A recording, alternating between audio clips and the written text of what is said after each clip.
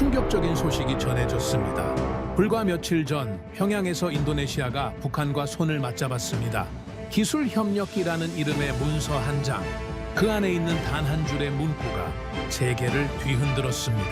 하지만 우리는 너무 잘 알고 있습니다. 이런 협정이 언제나 기술의 문을 열고 신뢰의 문을 닫아왔다는 것을 분담금조차 다 내지 않은 채 새로운 거래를 시작한 그들은 실수했습니다. 과연 그 선택의 끝이 무엇일까요? 그 충격적인 이야기 지금 시작합니다. 저는 경고했습니다. 인도네시아는 한국을 잃었습니다. 그들은 아직 모릅니다. 2025년 10월 12일 북한과의 MOU 체결 순간부터 모든 건 끝났습니다. 배신 비용은 즉시 청구되지 않습니다. 그러나 반드시 이자가 붙어서 돌아옵니다. 그리고 그때는 이미 늦습니다. 저는 마렉 노바크입니다. 폴란드 국방연구소에서 방산 분석을 합니다. 나토 표준화 자문도 맡고 있고요. 하지만 오늘은 분석가로서가 아니라 경고자로서 말하려 합니다. 왜냐고요? 저는 이미 이 길을 걸어봤거든요.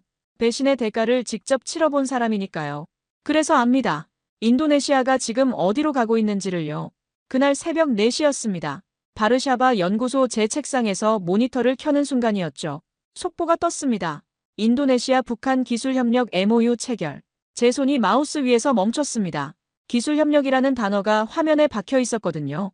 저는 그 냄새를 압니다. 정치가 납기를 무는 냄새를요. 20년 넘게 이 일을 했습니다. 전투기 체계 통합, 조달 분석, 가동률 추적.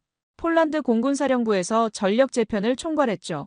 그때마다 봤습니다. 정치가 기술보다 앞서는 순간을 말이죠. 그리고 그 끝이 어떻게 되는지도 봤습니다. 속보 내용을 정확히 확인했습니다. 인도네시아 외교장관 수기오노가 평양을 방문했습니다. 북한 외무상 최선희와 협정을 맺었죠. 정치, 사회, 기술 협력이 명시됐습니다. 그 중에서도 제 시선이 멈춘 건 기술이라는 단어였습니다. 기술이라. 그 단어가 가장 위험합니다. 저는 즉시 파일을 열었습니다.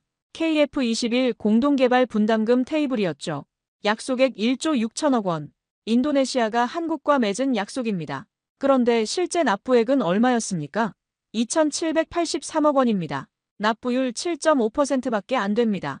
돈은 안 내고 기술은 받았다는 겁니까? 최근 재조정 계약으로 6천억 원만 인정됐다는 기록도 확인했습니다. 그러니까 애초 약속의 3분의 1 수준으로 줄인 겁니다.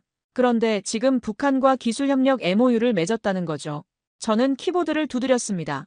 납기 데이터를 불러왔죠. 인도네시아의 분담금 납부 그래프가 화면에 떴습니다. 빨간색 구간이 길게 이어져 있었습니다. 납기 불이행 구간입니다. 2020년부터 지금까지 계속 지연됐습니다. 그래프는 거짓말을 안 합니다. 저는 의자에 기댔습니다. 창밖은 아직 어두웠죠. 하지만 제 머릿속은 명확했습니다. 이건 단순한 외교 이슈가 아니었습니다. 신뢰의 붕괴였죠. 외신 헤드라인을 추적했습니다. 안타라 통신과 아라라이 보도였습니다. 인도네시아 북한 기술협력 강조라는 제목이 반복됐죠. 그런데 더 중요한 걸 발견했습니다. 방문단 명단이었습니다. 방산 관련 인사가 포함돼 있었습니다. 방문단에 엔지니어가 있으면 그것은 결코 의뢰가 아닙니다. 기술자가 동행한다는 건 테이블 위에 기술 항목이 올라갔다는 뜻이거든요. 저는 노트를 펼쳤습니다. 오래된 습관이죠. 분석할 때는 손으로 씁니다. 화면보다 종이가 더 오래 기억하거든요. 제가 적었습니다. 납부율 7.5%, 약속 불이행 5년, 그리고 지금 북한과 MOU. 이건 계약이 아니라 변명입니다. 저는 과거를 떠올렸습니다. 폴란드도 똑같았거든요. 몇 해 전 우리는 한국 전투기를 거부했습니다. 회의실에서 웃었죠. 신뢰성이 검증 안 됐다고요. 유럽 메이저 브랜드만 믿었습니다. 그게 안전하다고 생각했죠. 몇 년 뒤 데이터가 나왔습니다. 한국 장비의 임무 가용률이 나토 최고치를 기록했습니다. 납기도 정확했죠. 정비성도 뛰어났습니다. 그제야 우리는 후회했습니다. 그 웃음값을 세금으로 냈습니다. 저는 다시 모니터를 봤습니다. 인도네시아 납부 그래프와 한국 장비 가동률 그래프를 나란히 띄웠죠. 대조가 선명했습니다. 한쪽은 하락 곡선, 한쪽은 상승 곡선이었습니다. 신뢰는 납기일에 태어납니다. 저는 메모 한 줄을 더 적었습니다. 1조 원은 숫자다. 신뢰는 단위가 없다. 그걸 잃은 자는 다시 계산할 수 없다. 창밖이 밝아오기 시작했습니다. 하지만 저는 일어서지 않았습니다. 더 확인해야 할 게 있었거든요. 이건 시작일 뿐이었습니다. 배신은 향으로 먼저 옵니다. 이번엔 정치 냄새였죠. 저는 파일을 저장했습니다. 제목은 간단했습니다. 분석가의 언어로 번역하면 신뢰 격차 분석이죠. 하지만 제가 진짜 쓰고 싶었던 제목은 따로 있었습니다. 배신 비용 계산서. 한국은 묻지 않습니다. 대신 데이터로 기억하죠. 그리고 저는 압니다. 그 기억이 어떻게 작동하는지를요. 우리 폴란드는 이미 그 길을 걸었습니다. 저는 오래된 파일 캐비닛을 열었습니다. 몇 해 전 국방조달 회의록을 꺼냈죠. 먼지가 쌓여 있었지만 저는 이 파일을 버리지 않았습니다. 삭제할 수 없었거든요. 이건 우리의 실수를 증명하는 기록이었으니까요. 회의록을 펼쳤습니다. 거기 적혀 있었죠. 한국형 전투기 제안 검토 결과 신뢰성 미확인으로 채택 배제. 그때 회의실에서 우리는 웃었습니다. 한국 장비라니 검증도 안 된 기술을 누가 믿겠습니까? 우리는 유럽 메이저 브랜드만 신뢰했습니다. 프랑스, 독일, 영국 제조사들 말이죠. 그게 안전하다고 믿었습니다. 그로부터 3년 뒤 나토 통합 보고서가 나왔습니다. 한국 장비를 도입한 국가들의 임무 가용률이 평균 93.2%를 기록했습니다. 납기 준수율은 98.7%였죠. 정비 대기 시간은 평균 2.3일이었습니다. 유럽 장비는 평균 7일이었거든요. 우리가 선택한 프랑스 장비는 가동률이 76%에 머물렀습니다. 부품 수급도 불안정했죠. 우리는 그제야 깨달았습니다. 우린 그때 웃었지만 그 웃음값을 세금으로 냈다는 걸요. 추가 정비 비용만 3억 유로가 넘게 들어갔습니다. 납세자들의 돈이었죠. 저는 지금 인도네시아에게서 과거의 우리를 보았습니다. 아니, 더 심했습니다. 우리는 최소한 계약금은 냈으니까요. 인도네시아는 KF-21 공동개발 분담금 1조 6천억 원을 약속했습니다. 그런데 실제 납부액은 2,783억 원입니다. 납부율 17.4%밖에 안 됩니다. 최근 재조정 계약으로 총액이 6천억 원으로 줄었지만 그마저도 절반도 내지 않은 상태죠. 5년 동안 계속 지연됐습니다. 2020년부터 2025년까지 매년 납기를 어겼습니다. 그런데 지금 북한과 기술협력 MOU를 체결했습니다. 지불하지 않은 자는 늘 떠납니다. 이유는 언제나 같습니다. 더 좋은 거래를 찾았다고 믿으니까요. 하지만 그들은 모릅니다. 신뢰는 숫자보다 먼저 무너진다는 걸요. 저는 연구소 브리핑룸에서 팀 회의를 소집했습니다. 화이트보드 앞에 섰습니다. 마커로 그래프를 그리기 시작했죠. X축에는 시간을, Y축에는 신뢰지수를 표시했습니다. 곡선을 그렸습니다. 처음엔 완만하게 올라가다가 어느 지점에서 급격히 떨어지는 형태였죠. 이게 배신 비용 곡선입니다. 납부 지연이 시작되면 신뢰도가 하락합니다. 신뢰도가 떨어지면 수출 통제가 강화되죠. 수출 통제가 강화되면 기술 접근이 차단됩니다. 결국 방산 협력에서 고립되는 겁니다. 그래프 끝부분을 붉은색으로 칠했습니다. 그래프 끝은 붉습니다. 그건 경고의 색이죠. 팀원들이 조용히 그래프를 쳐다봤습니다. 그리고 질문했습니다. 하지만 인도네시아 상황은 우리와 다를 수도 있지 않습니까? 그들은 지정학적 위치도 다르고 협상 카드도 더 많을 수 있습니다. 저는 고개를 저었습니다.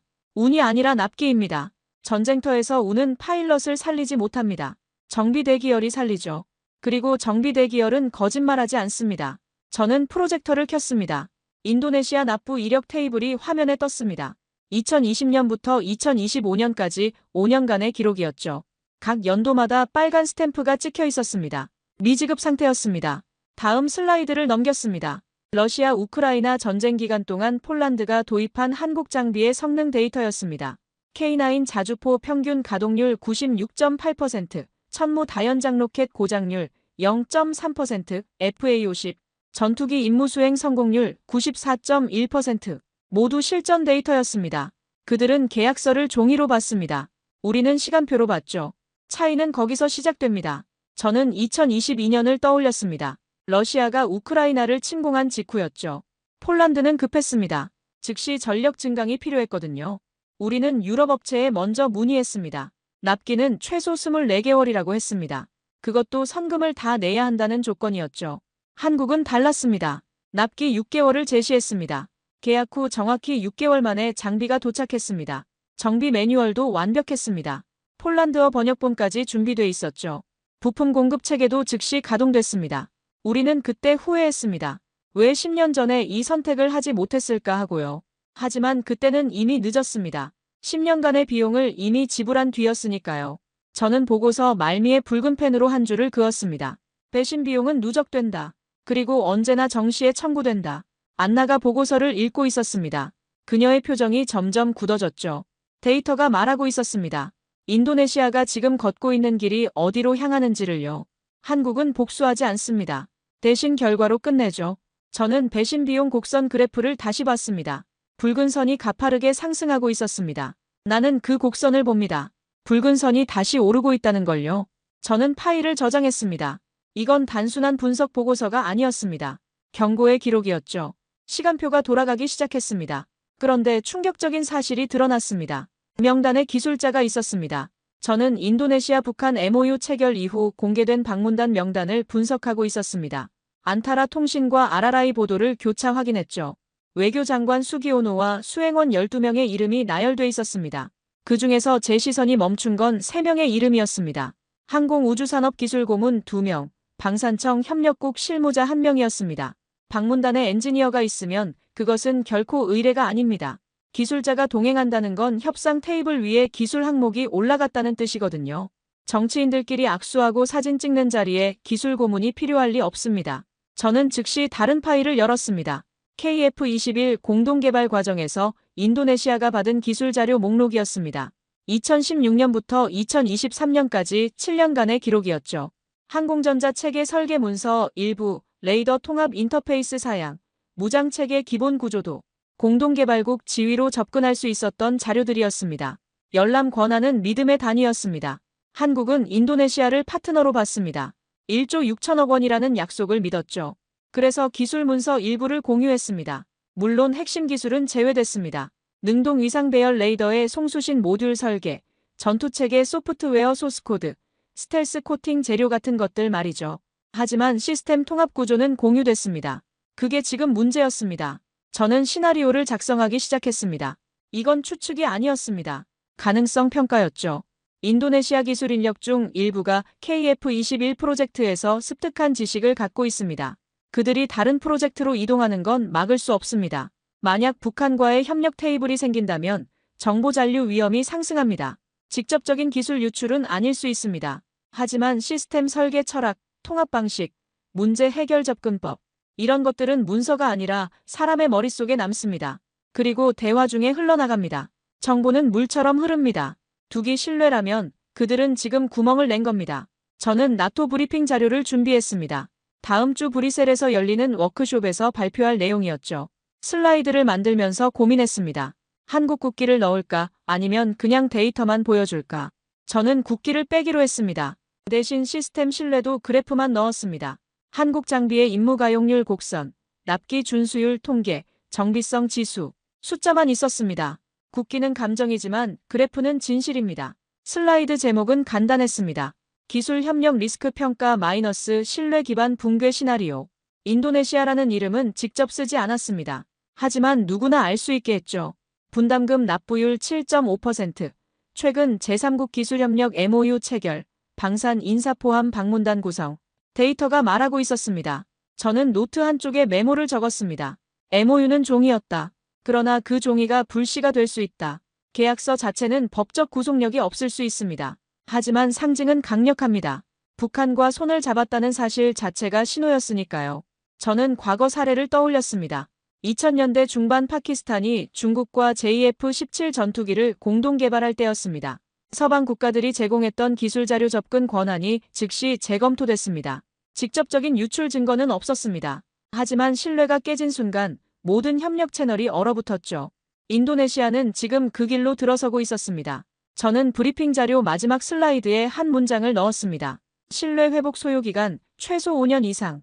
단 즉각적 조치 시행 조건. 이건 위협이 아니었습니다. 통계였죠.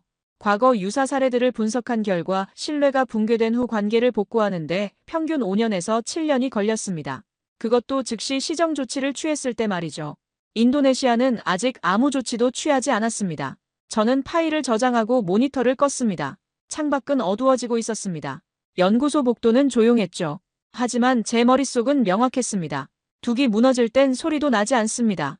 다만 물이 흐른 뒤에야 깨닫게 되죠. 저는 책상 서랍에서 오래된 보고서 하나를 꺼냈습니다. 2018년 작성한 기술 유출 리스크 평가 보고서였습니다. 표지에 붉은 도장이 찍혀 있었죠. 대위비였습니다. 그 보고서 마지막 페이지에 제가 적어놨던 문장이 있었습니다. 시간표는 거짓말을 하지 않는다. 저는 그 문장 아래 오늘 날짜를 적었습니다. 그리고 한 줄을 더 추가했습니다. 인도네시아, 균열 시작. 기술협력 그 단어 하나가 모든 걸 무너뜨렸습니다. 저는 2025년 10월 12일 확산된 보도를 보고 있었습니다. 인도네시아 외교장관 수기오노가 평양을 방문했습니다. 북한 외무상 최선희와 협정을 체결했죠. 협정문에는 정치, 경제, 사회 협력이 명시됐습니다. 그리고 그 안에 한 단어가 들어가 있었습니다. 저는 그 단어를 보는 순간 알았습니다. 이건 단순한 외교 행사가 아니라는 걸요. 기술협력이라는 표현이 들어간 순간 이건 방산의 다른 말이 됩니다. 한국 방산업계는 충격에 빠졌습니다. KF21 공동개발국 인도네시아가 분담금도 제대로 내지 않은 상태에서 북한과 기술협력 MOU를 맺었다는 겁니까?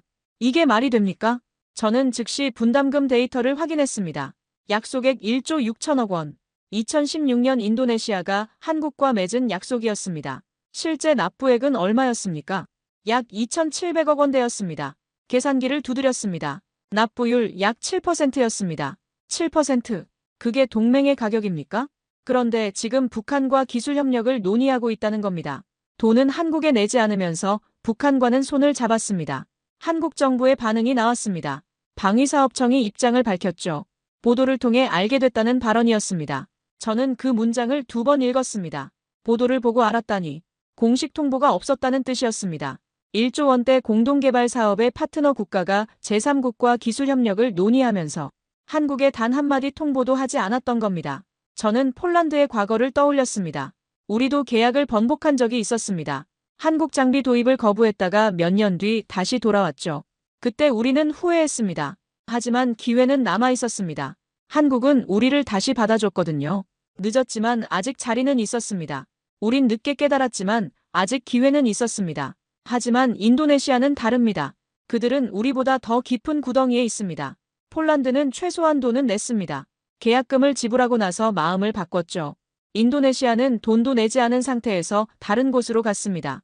93%를 미납한 상태에서 말이죠. 저는 한국 국방 전문가들의 분석을 읽었습니다. 일부는 기술 유출 가능성 낮다고 평가했습니다. 북한 기술 수준이 제한적이라는 분석도 있었죠. 하지만 저는 달리 봤습니다.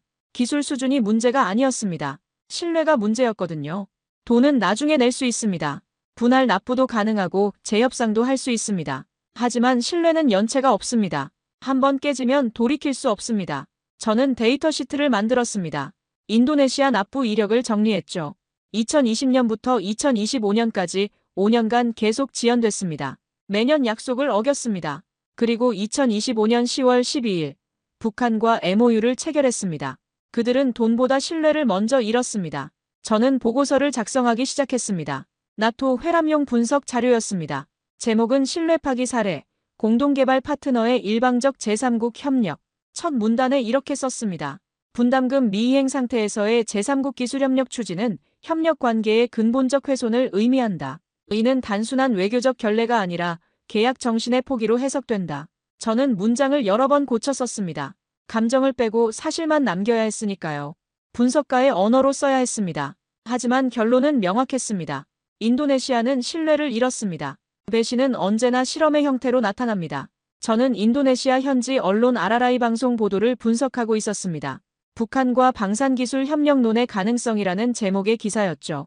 단순한 추측성 보도가 아니었습니다. 구체적인 내용이 포함돼 있었거든요. 수기오노 인도네시아 외교부 장관의 방북단 구성원 명단이었습니다. 외교관들만 있는 게 아니었습니다. 국방 및 방산 분야 관계자가 동행했다는 내용이었죠. 그 한 줄이 모든 걸 증명하고 있었습니다. 외교 의뢰라면 외교관만 가면 됩니다. 경제 협력이라면 무역 전문가가 동행하죠. 문화 교류라면 문화부 인사가 함께 갑니다. 그런데 국방과 방산 분야 관계자가 포함됐습니다. 이건 협상 테이블 위에 군사기술이 올라갔다는 명백한 증거였습니다. 그건 교류가 아니라 거래입니다. 저는 한국 국방 전문가들의 분석을 읽고 있었습니다. 여러 매체에서 논평이 쏟아졌죠. 대부분 비슷한 결론이었습니다. 북한 기술은 군사적 영역에 집중돼 있다. 탄도미사일 기술, 재래식 무기체계, 군사 독트린. 북한이 보유한 기술적 자산은 거의 전부 군사 분야였습니다. 한국항공우주산업 전문가 엄효식 한국국방안보포럼 사무총장의 경고가 나왔습니다. 인도네시아가 북한과 같은 국가로 방산기술을 유통시킬 가능성을 배제할 수 없다. 그는 계속 말했습니다. 북한 역시 다양한 재래식 무기체계를 발전시키고 있어. 첨단 방산 기술을 탈취하려는 의도가 높을 것으로 보인다. 탈취. 그 단어가 핵심이었습니다. 저는 KF-21 공동개발 과정을 다시 검토했습니다. 인도네시아는 공동개발국 지위를 가졌습니다. 2016년부터 2023년까지 7년 동안 일부 기술 자료에 접근할 수 있었죠. 물론 핵심 기술은 제외됐습니다. 능동 위상 배열 레이더의 송수신 모듈 설계, 전투체계 소프트웨어 소스코드, 스텔스 코팅 재료, 이런 것들은 절대 공유되지 않았습니다. 하지만 시스템 통합 구조는 달랐습니다. 항공전자 체계 설계 문서 일부, 레이더 통합 인터페이스 사양, 무장체계 기본 구조도, 이런 자료들은 공동개발국 지위로 접근이 가능했습니다. 파트너니까요. 한국은 인도네시아를 믿었습니다. 1조 6천억 원이라는 약속을 믿었죠. 열람 권한은 믿음의 단위였습니다. 저는 시나리오를 작성하기 시작했습니다. 이건 추측이 아니었습니다. 리스크 평가였죠. 인도네시아 기술 인력이 KF-21 프로젝트에서 습득한 지식을 갖고 있습니다. 직접적인 설계 도면이 아니더라도 시스템 설계 철학, 통합 방식, 문제 해결 접근법을 알고 있습니다. 이런 지식은 문서가 아니라 사람의 머릿속에 남습니다. 만약 북한과의 협력 테이블이 만들어진다면 어떻게 됩니까? 공식적인 기술 이전은 불가능합니다. 하지만 대화 중에 흘러나가는 정보는 막을 수 없습니다. 우리는 이런 방식으로 레이더 통합을 해결했다. 무장체계는 이렇게 구성하면 효율적이다. 이런 대화가 쌓이면 그게 바로 기술 유출입니다. 정보는 물처럼 흐릅니다. 두기 신뢰라면 그들은 지금 구멍을 낸 겁니다. 한국 정부의 반응이 나오기 시작했습니다. 방위사업청이 입장을 발표했죠. KF-21 공동개발사업 관련 기술은 정보비공개 약정 NDA에 따라 엄격히 관리되고 있다. 차분한 톤이었습니다. 하지만 그 문장 뒤에 숨은 의미를 저는 읽을 수 있었습니다. 엄격히 관리되고 있다는 건 이미 재점검이 시작됐다는 뜻입니다. 방사청은 계속 말했습니다. 우리 방위산업 기술이 제3국으로 유출되지 않도록 철저히 관리하겠다. KF-21 공동개발과 관련된 기술은 철저히 보호관리되고 있다. 기술보호 방안을 지속적으로 강화해 기술보호에 만전을 기하겠다. 철저히라는 단어가 3번 반복됐습니다. 이건 안심시키는 말이 아니었습니다. 경계령이었죠. 외교부도 움직였습니다. 서울 종로구 외교부 청사에서 당국자가 기자들을 만났습니다. 인도네시아 측이 북한과 접촉하기 전 우리 측에 설명이 있었느냐는 질문을 받았죠. 대답은 우회적이었습니다. 북한과의 소통과 관련된 문제에 관해서 여러 관련국과 긴밀히 소통하고 있다. 긴밀히 소통. 그 표현이 의미하는 건 명확했습니다. 이미 대응책을 논의하고 있다는 뜻이었죠. 저는 내부 보고서를 작성했습니다. 제목은 기술 유출 리스크 평가, 인도네시아 북한 접촉 분석이었습니다. 첫 페이지에 핵심 문장을 썼습니다. 그들은 협력을 시험했고 한국은 인내를 시험했다. 시험은 끝났다. 저는 한국 사무총장의 제안을 보고서에 인용했습니다. 공동개발 및 수출한 무기체계의 핵심 부품에 대해선 우리 동의 없이 개방 또는 정비를 못하도록 반영해야 한다. 필요시 우리 무기체계를 도입하는 국가에 대해 보안 실태를 직접 확인하는 방안도 계약 조건 등에 넣을 필요가 있다. 이건 미래를 위한 제안이 아니었습니다. 지금 당장 필요한 조치였죠. 저는 과거 사례를 떠올렸습니다. 2000년대 파키스탄이 중국과 JF-17 전투기를 공동 개발했을 때였습니다. 서방 국가들은 즉시 기술 접근 권한을 동결했습니다. 직접적인 유출 증거는 없었습니다. 하지만 신뢰가 깨진 순간 모든 협력이 중단됐죠. 인도네시아는 지금 그 경로로 들어서고 있었습니다. 저는 나토 브리핑 자료를 준비했습니다. 다음 주 브뤼셀 워크숍에서 발표할 내용이었죠. 슬라이드에 한국 국기는 넣지 않았습니다. 대신 데이터만 넣었습니다. 시스템 신뢰도 그래프, 납기 준수율 통계, 기술 보호 체계 강화 조치 타임라인. 국기는 감정이지만 그래프는 진실입니다. 마지막 슬라이드에 한 문장을 넣었습니다. 신뢰 기반 붕괴 시 기술 보호 조치, 즉시 시행. 이건 예측이 아니었습니다. 지금 벌어지고 있는 현실이었죠. 저는 보고서를 저장했습니다. 이 보고서는 나토 회원국 국방부로 배포될 예정이었습니다. 인도네시아라는 이름이 유럽 방산 네트워크에서 어떻게 기록될지 명확했습니다. 기술보호 리스크 국가. 창밖이 어두워졌습니다. 하지만 저는 이를 멈추지 않았습니다. 한국의 다음 움직임을 예측해야 했으니까요. 인내의 끝에는 판단이 있습니다. 그리고 한국은 이미 판단을 내렸습니다. 저는 노트에 한 줄을 적었습니다.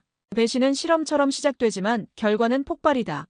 저는 한국 정부의 움직임을 추적하고 있었습니다. 공식 발표는 차분했습니다. 하지만 그 뒤에서 일어나는 일들은 달랐죠.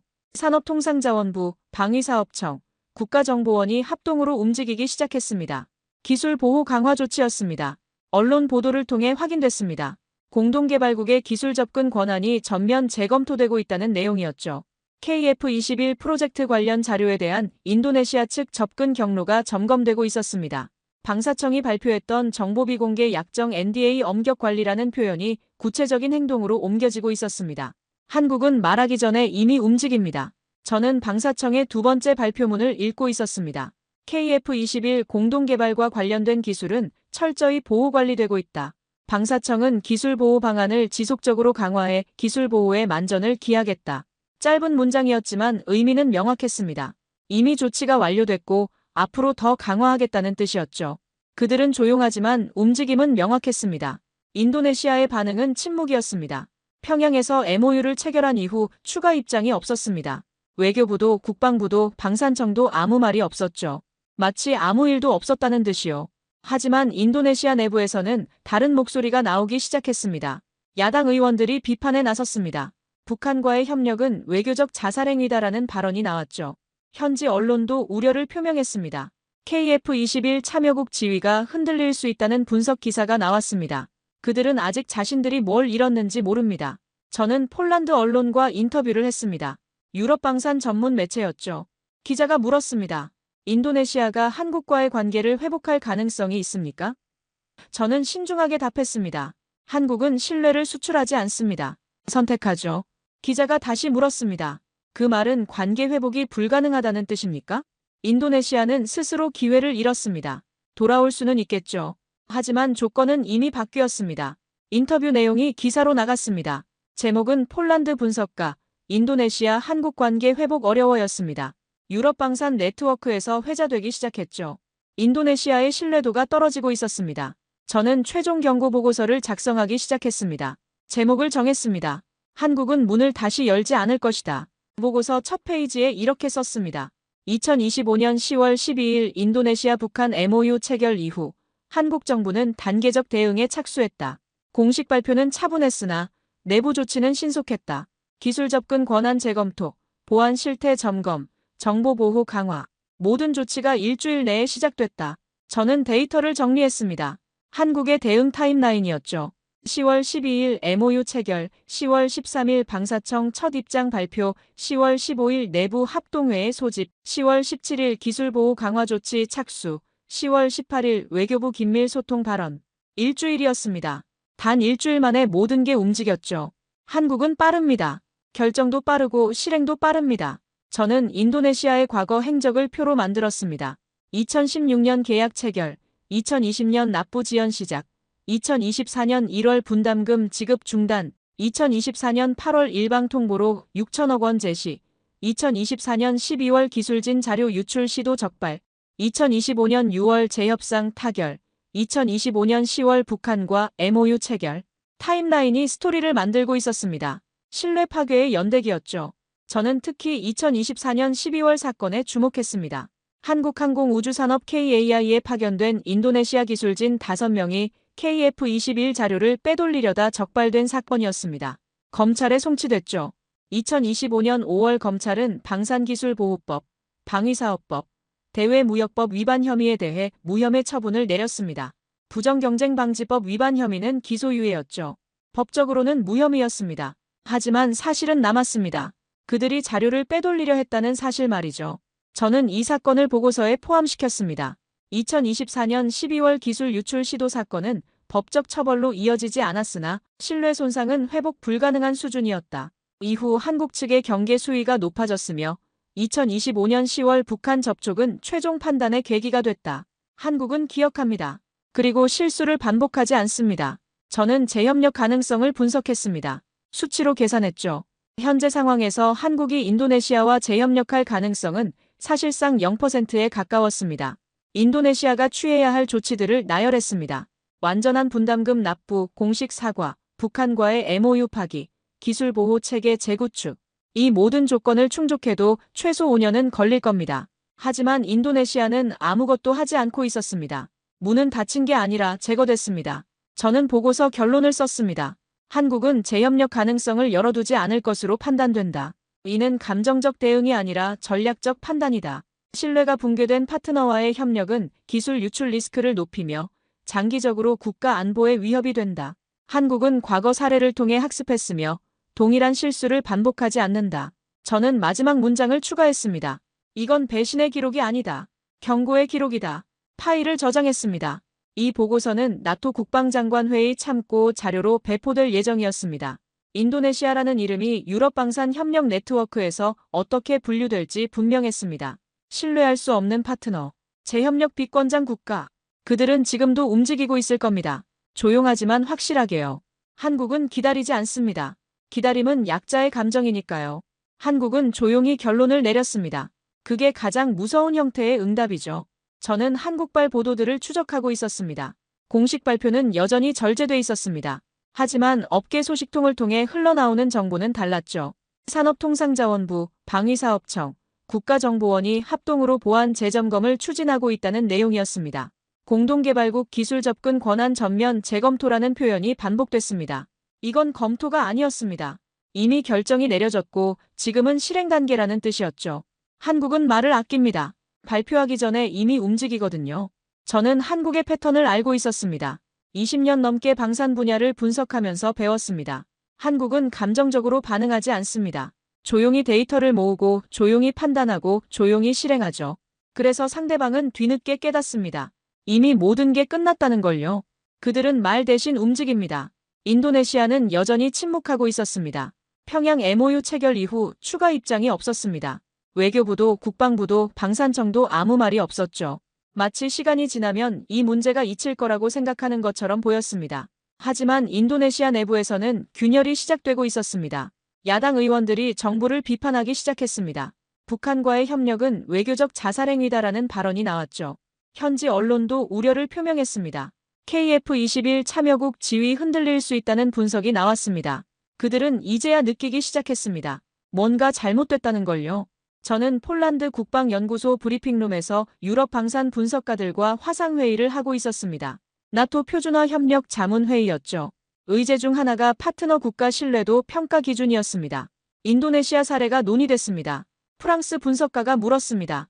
인도네시아의 신뢰도를 어떻게 평가해야 하는지에 대해서였죠. 저는 데이터를 제시했습니다.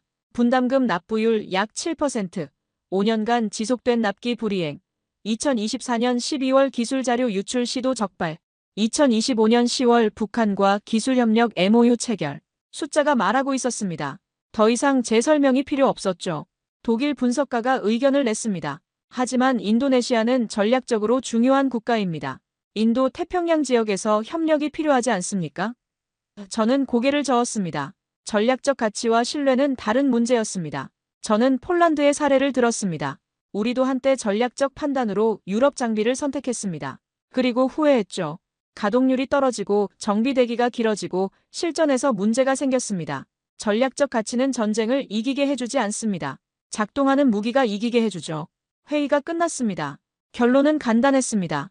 인도네시아는 재협력 비권장 목록에 올라갔습니다. 공식 문서는 아니었습니다. 하지만 유럽 방산 네트워크 내에서 공유되는 비공식 평가였죠. 이게 더 강력합니다. 공식 제재는 해제될 수 있지만 신뢰도 평가는 지워지지 않거든요. 저는 보고서를 마무리하고 있었습니다. 제목은 봉쇄의 순간 마이너스 신뢰 단절 메커니즘 분석이었습니다. 인도네시아가 어떻게 스스로를 고립시켰는지를 분석한 자료였죠. 핵심 문장을 썼습니다. 신뢰는 지금 이 순간 닫히고 있다.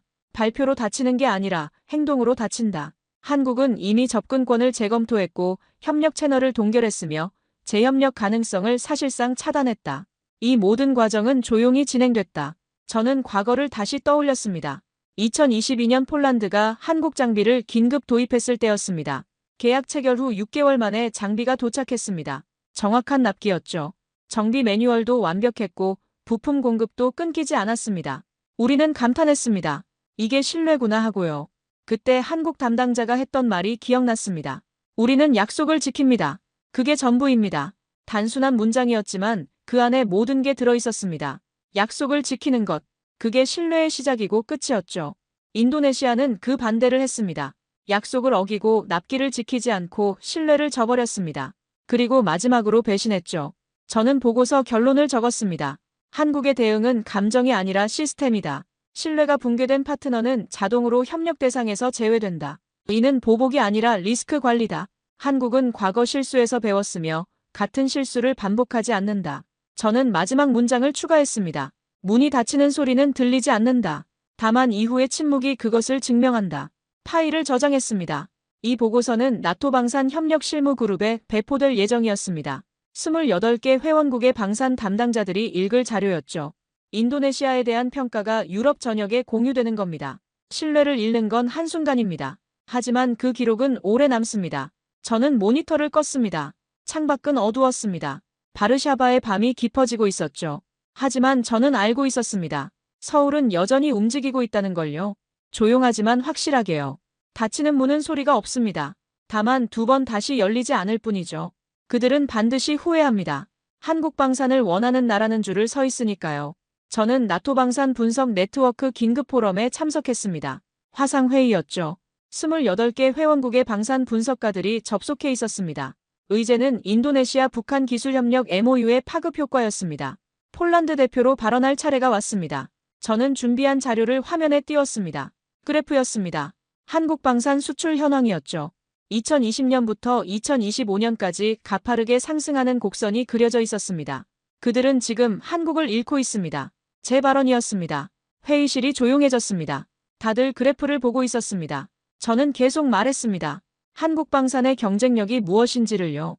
납기 준수율 98%, 임무 가용률 93% 이상, 정비 대기 시간 평균 2.3일. 폴란드가 2022년 도입한 한국 장비들의 실제 성능 데이터였습니다. 수치가 증명하고 있었죠. 그리고 가장 중요한 것, 전 세계가 한국 방산을 원하고 있다는 사실이었습니다. 저는 대기 명단을 보여줬습니다. 폴란드, 루마니아, 사우디아라비아, UAE, 호주, 필리핀. 한국 무기를 도입하려는 국가들이었습니다. 계약 대기 중인 국가들도 있었죠. 생산 라인은 이미 포화 상태였습니다. 인도네시아가 빠진 자리는 즉시 채워질 겁니다. 프랑스 대표가 질문했습니다. 한국이 정말 인도네시아를 포기할 거냐는 내용이었습니다. 저는 서울발 브리핑 요약문을 화면에 띄웠습니다. 한국은 추가 해명을 요구하지 않았다. 이미 판단을 내렸다. 그 문장이 모든 걸 말해주고 있었습니다. 한국은 더 이상 기다릴 필요가 없었습니다. 대기자 명단이 길었으니까요. 영국 대표가 의견을 냈습니다. 인도네시아가 전략적으로 중요한 위치에 있지 않느냐는 질문이었습니다. 저는 고개를 저었습니다. 전략적 가치는 일방적인 게 아닙니다. 인도네시아가 한국을 필요로 하는 것보다 한국을 필요로 하는 국가가 더 많았습니다. 저는 폴란드 사례를 다시 들었습니다. 우리는 10년 전 한국을 거절했습니다. 그리고 후회했죠. 2022년 다시 돌아왔을 때 한국은 우리를 받아줬습니다. 하지만 우리는 운이 좋았습니다. 그때는 아직 생산 여력이 있었거든요. 우린 돌아왔습니다. 하지만 조건은 우리 편이 아니었죠. 지금은 다릅니다. 한국 방산 생산 라인은 2027년까지 예약이 꽉 차 있습니다. 인도네시아가 돌아오고 싶어도 순서를 기다려야 합니다. 그것도 한국이 받아준다면요. 회의가 끝날 무렵 의장이 결론을 정리했습니다. 나토 회원국들은 인도네시아에 대한 방산 기술 협력 시 신중한 접근이 필요하다는데 동의했습니다. 공식 제재는 아니었습니다. 하지만 경고 목록에 오른 겁니다. 저는 인도네시아 현지 언론 보도를 확인했습니다. 분위기가 바뀌고 있었습니다. 일부 기자들이 KF21 참여국 지위 흔들릴 수 있다고 보도하기 시작했죠. 정치권에서도 외교적 실수라는 단어가 나왔습니다. 이제 그들도 느끼기 시작했습니다. 저는 마지막 보고서를 작성하고 있었습니다. 제목은 기회의 상실 마이너스 인도네시아 사례 2025였습니다. 첫 문단의 핵심을 담았습니다. 폴란드는 돌아왔다. 그러나 인도네시아가 돌아올 때쯤이면 한국의 생산 라인은 이미 다른 국가들로 채워져 있을 것이다. 한국은 기다리지 않는다. 대기자가 많으니까. 저는 데이터를 정리했습니다. 한국 방산 수출 계약 현황, 생산 능력, 납기 일정. 모든 수치가 같은 결론을 가리키고 있었습니다. 한국은 바쁩니다. 전 세계가 주문하고 있으니까요. 인도네시아가 필요한 게 아니었습니다. 인도네시아가 한국을 필요로 했던 겁니다. 저는 과거 20년간 한국 방산의 성장을 분석했습니다. 2000년대 초반만 해도 한국 무기를 찾는 나라가 많지 않았습니다. 검증이 안 됐다는 이유였죠. 하지만 지금은 다릅니다. 실전에서 증명됐습니다. 납기를 지키고 성능을 보장하고 정비를 지원합니다. 시장이 바뀌었습니다. 이제 한국이 선택하는 위치에 있습니다. 저는 보고서 결론을 썼습니다. 인도네시아는 협상 테이블에서 우위에 있다고 착각했다. 하지만 현실은 달랐다. 한국 방산을 원하는 국가는 줄을 서 있다. 인도네시아의 공석은 즉시 채워질 것이다. 그들이 돌아오고 싶을 때쯤이면 자리는 이미 없을 것이다. 저는 한 문장을 더 추가했습니다. 배신은 과거형이지만 단절은 현재 진행형이다. 파일을 저장했습니다. 이 보고서는 폴란드 국방부와 나토 회원국들에게 배포될 예정이었습니다. 인도네시아에 대한 평가는 이미 내려졌습니다. 기회를 잃은 국가. 저는 창밖을 봤습니다. 바르샤바의 하늘이 맑았습니다. 서울도 지금쯤 맑겠죠. 그들은 움직이고 있을 겁니다. 다음 계약국과 협상하고, 다음 납품을 준비하고, 다음 파트너를 선택하고 있을 겁니다. 인도네시아 없이도 한국은 바쁩니다. 저는 20년 전 폴란드 국방조달 회의실을 떠올렸습니다. 우리가 한국을 거절했던 그날을요. 신뢰성 미확인. 우리는 그렇게 판단했습니다. 그리고 후회했죠. 하지만 우리는 기회를 다시 잡았습니다. 늦었지만요. 인도네시아는 우리보다 더 큰 대가를 치를 겁니다. 그들이 돌아올 때쯤이면 한국은 이미 다른 파트너들과 함께 있을 테니까요. 저는 마지막 생각을 정리했습니다. 이건 한국의 승리도 아니고 인도네시아의 패배도 아니었습니다. 선택의 결과였죠. 인도네시아는 북한을 선택했고 한국은 다른 파트너를 선택할 겁니다. 시장이 답을 내릴 겁니다. 누가 옳았는지요. 저는 모니터를 껐습니다. 보고서는 완성됐습니다. 이제 현실이 증명할 차례였습니다. 한국 방산의 가치를요.